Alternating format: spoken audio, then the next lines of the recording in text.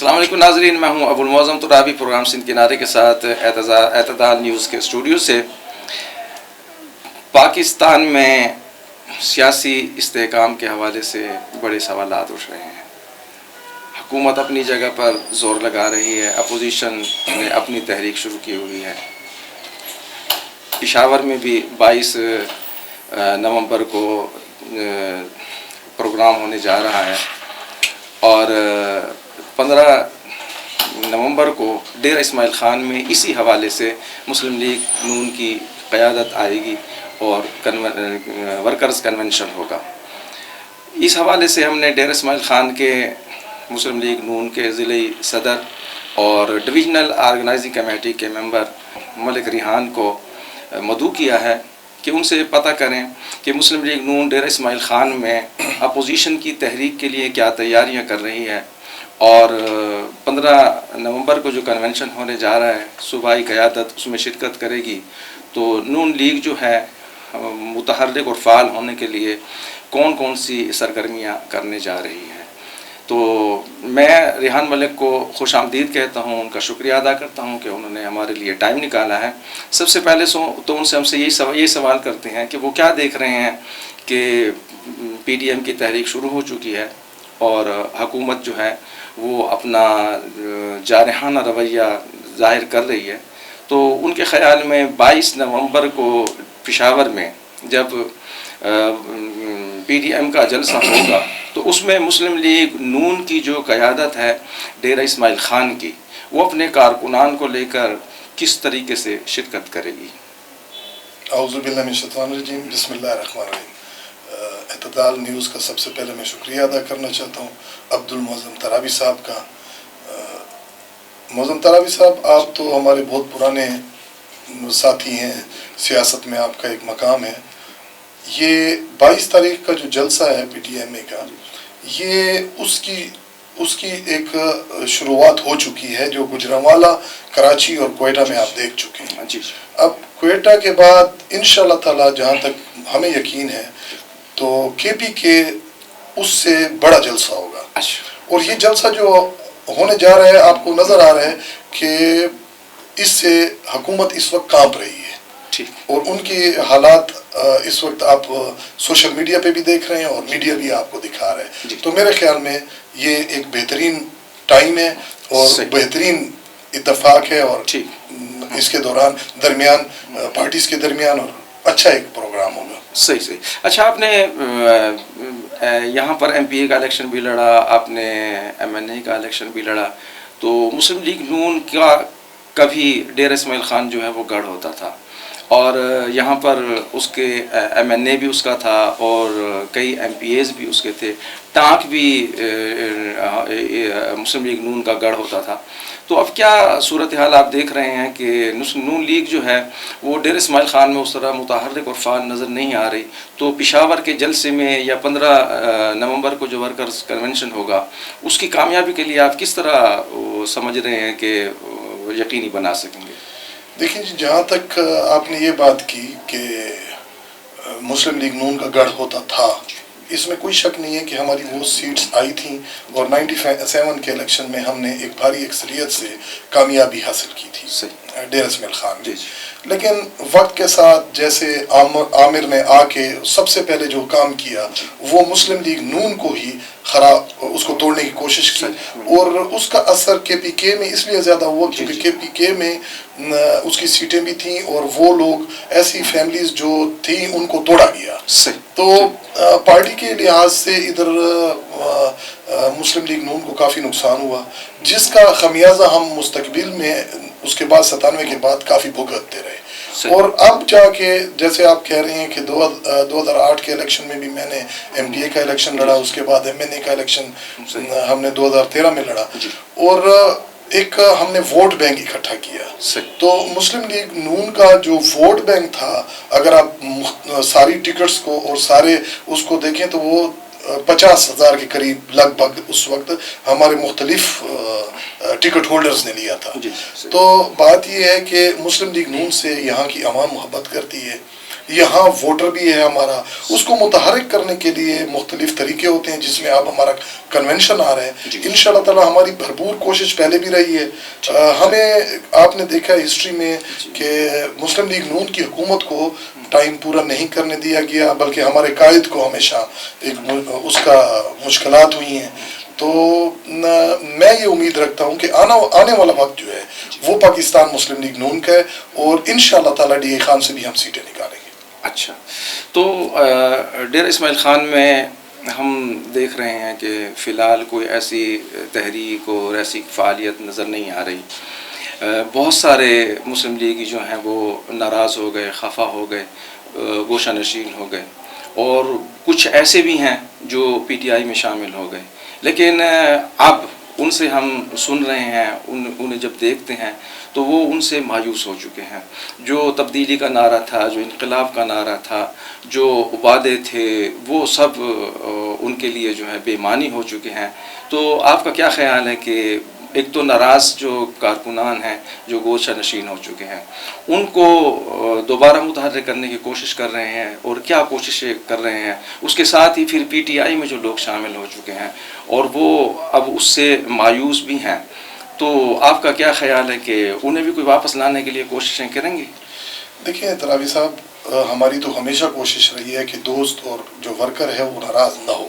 لیکن کچھ مجبوریاں ہوتی ہیں۔ جب گورنمنٹ ہوتی ہے تو اس وقت لوگ ہم سے ناراض ہوتے ہیں، کیونکہ ان کی ایکسپیکٹیشنز زیادہ ہوتی ہیں، اور وہ کوشش کرتے ہیں کہ ہم ان کی ایکسپیکٹیشنز پہ پورے اتریں جو ہم نہیں اتر سکتے۔ تو اس لحاظ سے وہ ان کے ذہن میں یہ آ جاتا ہے کہ ہماری پارٹی یا ہماری وہ جو ہے ہمارے جو لیڈران ہیں وہ ہمارا خیال نہیں رکھ لے، تو خفا ہو جاتے ہیں۔ لیکن پارٹی ایک گھر کی مانند ہے، اس میں خفگی بھی ہوتی رہتی ہے، بھائیوں میں ایک دوسرے سے گلے شکوے بھی ہوتے رہتے ہیں، لیکن بڑے ان تمام گلے شکووں کو دور کرتے ہیں۔ جیسے کہ اب آپ کو معلوم ہے کہ ہمارے صوبائی صدر جناب امیر مقام صاحب وہ جگہ جگہ پہ جا رہے ہیں، ان کی کوشش بھی ہے، اور ہم بھی یہ امید رکھتے ہیں کہ ہماری کوششیں اور ان کی کوششوں کو ملا کے ہم جو ہمارے دوست ناراض ہو چکے ہیں، ہم سے دور ہو چکے تھے، ہم ان کو دوبارہ واپس لے کے آئیں گے، اور ہم اس پارٹی کو پھر وہی 97 والی اور اس کے بعد جس طرح ہم آگے بڑھے تھے اور جس طرح ہم نے کیا تھا، وہ انشاءاللہ ہماری پوری کوشش ہے کہ ہم اکٹھا کر کے اور ان لوگوں کو، دوستوں کو اکٹھا کریں گے جس کا ہم نے آغاز کیا ہوا ہے۔ ہم ملاقاتیں بھی کر رہے ہیں، ہم دوستوں سے وہ بھی کر رہے ہیں۔ انشاءاللہ تعالیٰ 15 نومبر کو آنے والا جو ہمارا پروگرام کنونشن ہے وہ آپ دیکھ لیں گے، وہ آپ بہترین طریقے سے ہوگا انشاءاللہ۔ ٹھیک، تو یہ بتائیے کہ ابھی امیر مقام صاحب نے آرگنائزنگ کمیٹی قائم کر دی ہے داور کنڈی صاحب کی سربراہی میں، آپ بھی اب اس کے ممبر ہیں، اور یہ ڈویژنل سطح پہ ہے، ڈیرہ اسماعیل خان کے لیے بھی ہے، جنوبی وزیرستان کے لیے بھی ہے، ٹانک کے لیے بھی ہے۔ تو آرگنائزنگ کمیٹی کا کیا کام ہوگا؟ دیکھیں، آرگنائزنگ کمیٹی بیسیکلی جو ہوتی ہے وہ چند ماہ کے لیے ہوتی ہے۔ جی، اس میں ہم نے جو کمیٹی کے ممبران ہیں ان میں کافی پرانے مسلم لیگی بھی ہیں، دوست بھی ہیں، ہم نے نئے دوستوں کو بھی بیچ میں شامل کیا ہے، اور ہماری سوچ یہ ہے کہ ہم پارٹی کو مضبوط کریں۔ تو یہ آرگنائزنگ ہماری ڈی اے خان کی اور ہمارا جو ادھر کا مطلب ہے، آپ جو جیسے کہہ رہے ہیں کہ وزیرستان کی ہے یا وزیرستان کا جو بھی ہوگا، تو ہم اسی طریقے سے کوشش کر کے اس آرگنائزنگ سیٹ اپ سے ہم آگے بڑھیں گے، اور تنظیم سازی جس کو کہتے ہیں، جو بیسک تنظیم سازی ہے، جو ہماری یونین کونسل لیول کی ہے، تحصیل لیول کی، سٹی لیول کی ہے، وہ ہم کچھ عرصے میں مکمل کر لیں گے۔ اچھا، صحیح۔ تو اب یہ بتائیے کہ پی ڈی ایم کی تحریک تو چل پڑی ہے، اور اس میں پیپلز پارٹی بھی شامل ہے، جمعیت علماء اسلام بھی شامل ہے، عوامی نیشنل پارٹی بھی شامل ہے، لیکن ڈی اے خان میں پیپلز پارٹی اور جمعیت علماء اسلام کا زیادہ ووٹ بینک ہے، اور مسلم لیگ نون ہے۔ تو عوامی نیشنل پارٹی بھی کچھ نہ کچھ اپنا ووٹ بینک رکھتی ہے۔ تو ان کے ساتھ بھی کوئی ابھی آپ کے روابط اور کوئی اجلاس وغیرہ، کوئی ہم تبادلہ خیال وغیرہ ہوا ہے یا ابھی کریں گے؟ دیکھیں، ایسا کوئی پارٹی نے کوئی ہمیں ٹاسک نہیں دیا کہ ہم لوگ کوئی اکٹھے مل کے اور وہ کریں، لیکن ماضی میں بھی آپ نے دیکھا ہے جب مولانا صاحب کی آزادی مارچ تھی تو اس میں ہم ان کے ساتھ شانہ بشانہ رہے ہیں۔ اور ابھی بھی ہمارا پیپلز پارٹی کے ساتھ JUI کے ساتھ اور ANP کے ساتھ یہ ہمارا ایک اچھا ریلیشن شپ ہے اور ہمارا ایک دوسرے کے ساتھ رابطے ہیں, ہر لیول پہ رابطے ہیں. تو جب موقع آئے گا اور جس وقت PDM کا یہاں کوئی اگر کوئی تحریک کا ایک وہ ہوگا, کوئی جلسہ ہوگا یا کوئی ہوگا, تو اس میں ہم انشاءاللہ تعالیٰ بڑھ چڑھ کے ایک دوسرے کے ساتھ یا PDM کی کابینہ ادھر تشکیل دی جائے گی, لازمی بات ہے, اس میں کابینہ بھی تشکیل دی جائے گی, ہماری آپس میں میٹنگز بھی ہوں گی اور تمام چیزیں. اچھا تو یہ بتائیے کہ ایک تو PDM کا بڑا واضح اب موقف سامنے آ گیا ہے کہ ہم نے حقیقی جمہوریت نافذ کرنی ہے اور ہم حقیقی جمہوریت کے لیے لڑ رہے ہیں, اور یہ نعرہ اب میرے خیال میں اس میں کوئی شک اور شبہ نہیں رہ گیا ہے کہ اب فیصلہ ہو جانا چاہیے. اگر اب نہیں ہوتا تو پھر کبھی بھی نہیں ہو سکے گا کہ جمہوری حکومتیں آزاد ہوں, ان کی اپنی آزادانہ پالیسی ہو اور وہ اپنے طور پر پارلیمنٹ کے ذریعے فیصلے کر کے جمہوریت کو بھی چلائیں, ملک کو بھی چلائیں, حکومت کو بھی چلائیں اور اپنی داخلہ خارجہ معاشی پالیسیاں بھی ترتیب دیں. ایک تو یہ موقف ہے اور یہ بڑا واضح ہے. لیکن ایک اور چیز جو اس حکومت کے لیے نقصان دہ ہو سکتی ہے وہ مہنگائی ہے. آپ کیا سمجھتے ہیں کہ عوام جو ہیں اب ان سے مایوس ہو چکے ہیں اور اسی سے مہنگائی کو ختم کرنے کے لیے امید رکھے ہوئے ہیں یا کوئی تبدیلی چاہ رہے ہیں؟ دیکھیں یہ تو بڑی کلیئر بات ہے, ہمارا دو ٹوک موقف ہے ہمارے قائد کا, میاں محمد نواز شریف کا ایک دو ٹوک موقف ہے کہ ووٹ کو عزت دو, اور اسی کے بیس کے اوپر یہ سب جماعتیں ہم اکٹھے ہوئے ہیں اور جو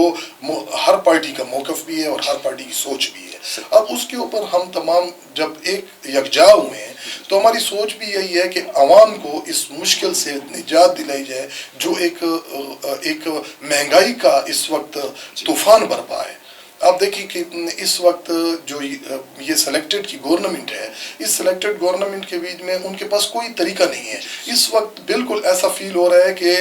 یہ جیسے ہمارے ایک پہلے کہتے تھے لبر سنگھ کی بادشاہی ہے کہ وہ جس کے وہ اس میں وہ پھندا فیٹ آتا ہے وہ اس کو وہ کر لیتے ہیں, پھانسی دے دیتے ہیں. تو ہمارا بھی اس وقت غریب کے گلے میں وہ پھندا فیٹ آ چکا ہے اور یہ اس کو غریب مکاؤ مہم کے اوپر ہے. انہوں نے مطلب جب آپ خود دیکھ رہے ہیں کہ جس قسم کا ان کا حالات ہیں, جب 80 روپے کا ٹماٹر ہوتا ہے اس کے اوپر پرائم منسٹر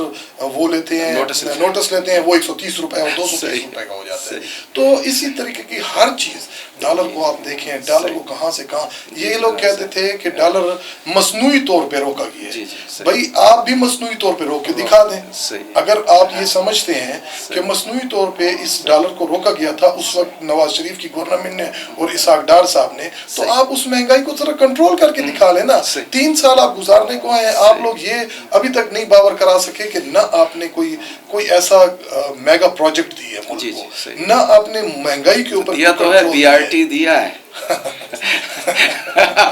بول رہے ہیں لیکن BRT کا نام آتے ہی مسکراہٹ آ جاتی ہے, چاہے وہ دیکھنے والے ہوں چاہے وہ بات کرنے والے ہوں. مطلب اس کے اوپر تو بات کرنا بھی میرا خیال BRT کا نام ہی کافی ہے. وہ جیسے کہتے ہیں نا کہ کوئی نام ہی کافی ہے, تو ان کی قابلیت کے لیے BRT کا نام ہی کافی ہے. ہمیں سی پیک کے ذریعے لفٹ کینال بھی دے رہے ہیں, آپ بھول رہے ہیں. دیکھیں سی پیک تو جو مولانا صاحب اور میاں محمد نواز شریف کی ایک کاوشوں سے ایک تیزی لائی گئی تھی, ایک وہ کیا گیا تھا, تو اب اس کو بالکل انہوں نے اگنور کر کے رکھ دیے ہے ردی کی ٹوکری میں. حالانکہ دیکھیں کچھ بھی ہو, جو پروجیکٹ میاں محمد نواز شریف یا PMLN کی گورنمنٹ نے دیے ہیں وہ کس سے ڈھکے چھپے نہیں ہیں, چاہے وہ روڈز کے پروجیکٹ ہوں, چاہے وہ میٹرو کے پروجیکٹ ہوں. اب اورنج لائن جو پچھلے ہفتے جس کا اناگوریشن ہوئی ہے, کتنا عرصہ اس کو روکا رکھا ہے, کتنا عرصہ اس کو روک کے رکھا ہے, اس کو کتنے مطلب کوشش کی گئی ہے کہ لوگوں کے ذہن سے اس چیز کو مٹا دیا جائے کہ وہ اس شہباز شریف کا پروجیکٹ ہے جو اس وقت بغیر کسی ثبوت کے جیل میں پڑا ہے. اس کے اوپر جس طریقے, تو میں یہ بات کر رہا تھا, میں یہ عرض کر رہا ہوں کہ مہنگائی اس وقت بہت زیادہ ہے، اور اس مہنگائی کے خلاف پی ٹی ایم میں انشاءاللہ تعالیٰ جو کوشش کر رہی ہے، جس کوشش کی، تو وہ جس طرح ہماری قائد مریم نواز نے ایک ڈیڈ لائن دی ہے کہ جنوری تک یہ گورنمنٹ نہیں رہے گی، تو انشاءاللہ تعالیٰ میں یہ کانفیڈنٹلی اور بڑے وثوق کے ساتھ آپ کو کہنا چاہتا ہوں کہ وہ گورنمنٹ نہیں رہے گی، ان کے دن گنے جا چکے ہیں۔ اچھا ڈی اے خان میں ایک چیز تو آپ دیکھیں گے نا کہ علی امین صاحب جو ہیں وہ ایم پی اے تھے، صوبائی وزیر تھے، اب وفاقی وزیر ہیں۔ بے شک وہ بہت بڑے بڑے کام نہیں کر سکے، لیکن دوبارہ الیکشن وہ ایم پی اے کا بھی جیت گئے اور ایم این اے کا بھی جیت گئے۔ اچھا پھر انہوں نے سٹی ایم پی اے سے استعفیٰ دیا اور ان کے بھائی بھی جیت گئے، اور اس کے ساتھ ہی آپ دیکھ رہے ہیں کہ انہوں نے جو چھوٹے چھوٹے کام کرائے تھے، اور آج بھی وہ اسی طرح کسی کی گلی بنا دی، کسی کی چھوٹی سی سڑک بنا دی، تعمیر نو کر دی، مسجدوں میں سولرائزیشن کر رہے ہیں، اسکولوں کو کچھ سہولیات دے رہے ہیں۔ تو یہ چھوٹے چھوٹے کام جو ہے نا، لگتا ہے کہ عوام ان سے اس معاملے میں تو خوش ہیں۔ تو آپ کیا سمجھتے ہیں کہ کوئی بڑا پروجیکٹ نہیں آئے گا تو کیا عوام یہ سمجھیں گے کہ علی امین کامیاب نہیں ہوئے؟ ترابی صاحب بڑی کلیئر بات ہے، علی امین اس وقت کوئی ایک ایم پی اے، سمپل ایم پی اے نہیں ہے، وہ اس وقت فیڈرل منسٹر ہے۔ دیکھیں علی امین صاحب نے کوئی ایسا کام نہیں کیا جو ایک ڈی اے خان کی بہتری کے لیے ہو، جو لوگوں کی بہتری کے لیے ہو، بیوٹیفیکیشن کرنے کے لیے ایک وہ لگا دیا، وہ پودا لگا دیا، گھوڑا لگا دیا، یہ ہمارے لوگوں کی اس وقت نہیں ہے ضرورت۔ ہمارے لوگوں کی ضرورتیں اور بہت ہیں، یہاں صاف پانی ملے پینے کے لیے، یہاں سکولز ہوں، یہاں جو روڈز نہیں ہیں، جو گلیاں نہیں ہیں ان کو بھی مطلب وہ کریں۔ سب سے بڑا الیکٹریسٹی پرابلم ہے یہاں گلیوں کے بیچ میں۔ آپ ہمارے چھوٹے بازار کی طرف جائیں، آپ دوسرے بازاروں میں جائیں، وہاں اتنی ناقص تاریں لگی ہوئی ہیں جس کو ہم نے اپنی گورنمنٹ میں اس وقت کوشش کر کے جتنا مسلم بازار اور اس سائڈ پہ ہم نے لگوا لیا تھا، آگے وہ یہ اس علاقے میں وہ کریں تاکہ لوگوں کو گرمیوں میں کوئی فیسیلیٹیٹ کر لیں، گرمیوں میں کوئی فائدہ مل جائے۔ یہ نہیں ہے کہ آپ مطلب ایک یہ کھمبا اور یہ لگا کے اور پکچرز لگا کے، یہ چیز ایم این اے کی اور اس لیول کا کام ہی نہیں ہے۔ نکاسی آپ کا بہت بڑا مسئلہ ہے، نکاسی آپ کا مسئلہ انہوں نے حل کر دیا ہے۔ نہیں دیکھیں میری بات سنیں، وہ تو ہمارے سامنے ہے کہ وہ کس قسم کے پائپ لائن انہوں نے ڈالے تھے اور کیا کس قسم کے اس کے اوپر پھر آبجیکشنز ہوئے اور کیسے بسیں ٹوٹیں اور گریں اور ٹائر ان کے پھنسے، اور مطلب ایک پراپر طریقے سے کرنا چاہیے نا، پراپر طریقے سے جو بھی ہے کام پراپر طریقے سے کریں، جو کہ پورے ڈی خان جب مکمل ہو جائے گا تو دیکھ لیں گے نا۔ دریائے سندھ کو پاک صاف رکھنے کے لیے ٹریٹمنٹ پلانٹ بھی منظور ہو گیا 6-7 ارب روپے کا۔ دیکھیں وہ ٹریٹمنٹ پلانٹ ہمارے سامنے ابھی نہیں آیا، جب وہ آئے گا، جب ہم دیکھیں گے تو پھر اس کے بعد اس کے اوپر بات کریں گے۔ فی الحال تو یہ ایک بات ہے، کئی چیز ایسی پروجیکٹس ہیں، دیکھیں جیسے آپ کہہ رہے تھے ابھی سی پیک کی آپ نے بات کی، تو سی پیک والا ہم نے تو اپنا شروع کیا ہوا تھا، لیکن اگلی گورنمنٹ نے تو اس کو مکمل ابھی نہیں کیا نا۔ اب کتنا مشکل میں ہم پڑے ہوئے ہیں، اگر یہی ڈی خان کی عوام کے بارے میں سوچتے 3 گھنٹے کا سفر اسلام آباد کا ہو جاتا، اگر یہ پہلے دن یہ 2018 میں مکمل ہو جاتا، آج 2020 کو بھی وہ مکمل نہیں ہو رہا، دسمبر اس کا آنے والا جس کا ہر بی آر ٹی کی طرح ڈیٹس دے رہے ہیں۔ اس میں جو سکم تھے، اس میں جو خرابیاں تھیں، اس میں جو خامیاں تھیں، کمزوریاں تھیں، ہم نے وہ دور کرنے کے لیے لیٹ کیا ہے، چائنا کے ساتھ مذاکرات کیے ہیں، اس میں تبدیلی لائے ہیں، تو اب مزید بہتر ہوگا۔ دیکھیں پی ٹی آئی کی گورنمنٹ کا تو ایک یہ شیوا رہا ہے کہ جھوٹ اتنا بولو کہ وہ سچ لگنے لگ جائے۔ صحیح۔ تو اب ان کے ساتھ تو میرے خیال میں انہوں نے تو کام ہی یہی شروع کیا ہے، یو ٹرن لینا اور یہ بات کرنا، یہ بات ہی نہیں ہے کرنے کی۔ جب اتنے ایک وہ بن چکا تھا ڈی خان تک ہماری، آپ کو پتہ ہے روڈز بن چکی ہیں، پلیں ابھی نہیں بنی، بریجز کا صرف کام رہتا تھا، اور اس میں وہ کیا بات کرتے اور کیا وہ کرتے۔ انہوں نے اس کا فنڈ یہاں سے دوسری طرف وہ کیا، ادھر ادھر مطلب لگایا، جو کچھ کیا، اور اس کے علاوہ اب آپ دیکھیں کہ انہوں نے یہ بڑی کمال کی بات ہے کہ اس کے اوپر کوئی کوشچن ہی نہیں ہے، جو اس کا چیئرمین ہوگا اس کے اوپر کوئی کوشچن ہی نہیں ہوگا، جو ایک بالکل انلاجیکل بات ہے، اس کی کوئی بات ہی لاجک ہی نہیں بنتا کہ وہ کس طریقے کی بات ہے کہ آپ وہ اس کے اوپر کوئی پوچھے گا بھی نہیں، ان سے کوشچن آپ نہیں کر سکتے۔ تو میرے خیال میں یو ٹرن پالیسی ہر جگہ پہ نہیں ہونی چاہیے۔ اچھا یہ آخری سوال میں آپ سے کرتا ہوں کہ پی ڈی ایم کے حوالے سے حکومت ایک بہت زور دے رہی ہے کہ پی ڈی ایم کا جو ایجنڈا ہے وہ ملک دشمن عناصر کو، ملک دشمن قوتوں کو خوش کرنے کے لیے، انہیں فائدہ دینے کے لیے یہ ہماری آرمی کے خلاف جا رہے ہیں، ہماری ریاست کے خلاف جا رہے ہیں. تو آپ کیا سمجھتے ہیں کہ ابھی تو لگتا ہے ایسے ہے کہ ایاز صادق کے بیان پہ تو شاید ان کے خلاف یہ بہت بڑی کارروائی بھی کرنے جا رہے ہیں. بہت سارے قائدین کو جو ہے یہ باغی اور غدار قرار دے کر ایف آئی آر بھی درج کروا چکے ہیں. تو ممکن ہے کہ جب تحریک زور پکڑے اور اسلام آباد کی طرف جب جنوری میں مارچ کیا جائے تو پکڑ دھکڑ بھی شروع ہو جائے اور لوگوں کو جیلوں میں ڈالنا بھی شروع کر دیں. تو آپ کیا سمجھتے ہیں کہ یہ حکومت کا موقف درست ہے؟ دیکھیں، چاہے یہ جیلوں میں ڈالیں، چاہے جو کچھ بھی کریں، عوام اس وقت اٹھ چکی ہے. اور بڑی کلیئر بات ہے کہ اس وقت یہ جو بات آپ کر رہے ہیں کہ غداری کا مقدمہ، یہ میرے خیال میں اس پہ بھی انہوں نے یو ٹرن لیے. ایف آئی آر کاٹی، ایف آئی آر کے بعد کہاں گئی؟ اور کس ان لوگوں کو، مطلب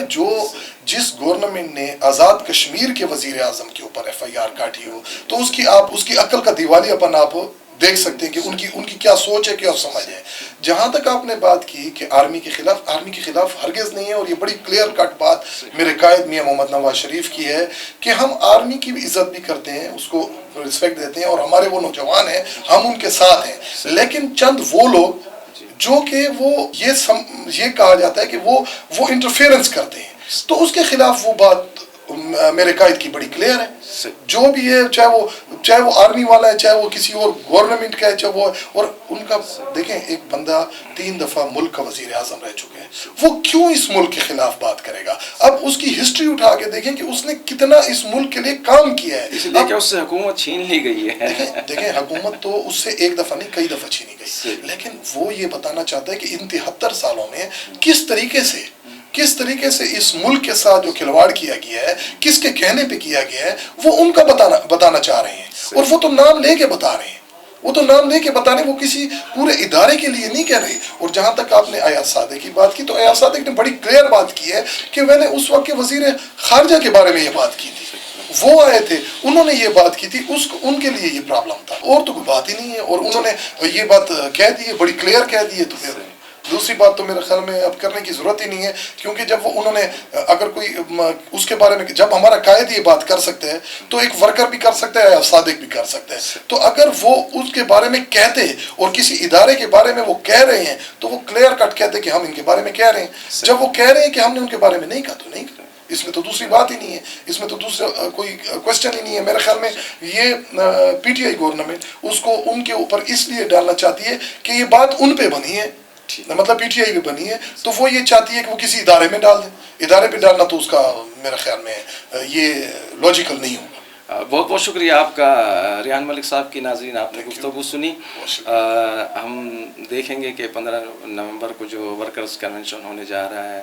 اس میں مسلم لیگ نون کی جو قوت ہے، طاقت ہے، وہ کیسی نظر آئے گی. اور 22 نومبر کو پشاور میں جب پی ڈی ایم کا جلسہ ہوگا تو اس میں ان کی شرکت کتنی ہوگی. اسی کے ساتھ ابو المعظم ترابی کو اجازت دیجیے. اللہ حافظ.